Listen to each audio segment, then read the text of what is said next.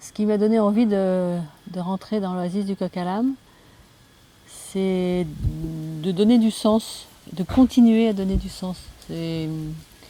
Avec un peu de recul, je m'aperçois que j'ai d'abord été dans un collectif à l'échelle de ma famille. On était quand même une petite tribu et j'ai adoré.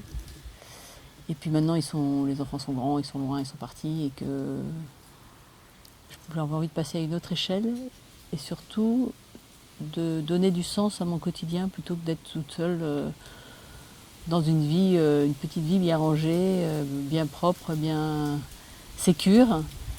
Finalement, ça manquait de joie et ça manquait d'ambition.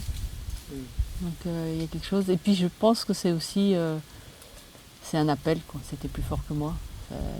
Voilà, ça a trotté dans ma tête petit à petit. J'ai fait partie des premières équipes des Colibris en 2008.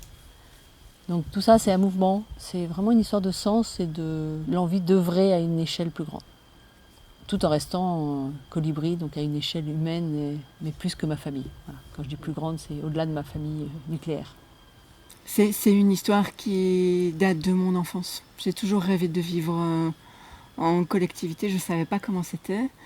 Moi, j'avais 6 ans en 68, 70. J'ai entendu beaucoup parler de ces mouvements collectifs et ça m'a toujours fait rêver.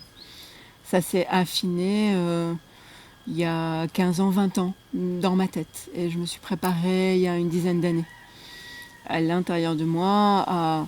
Voilà, c'est comment pour moi d'intégrer un collectif.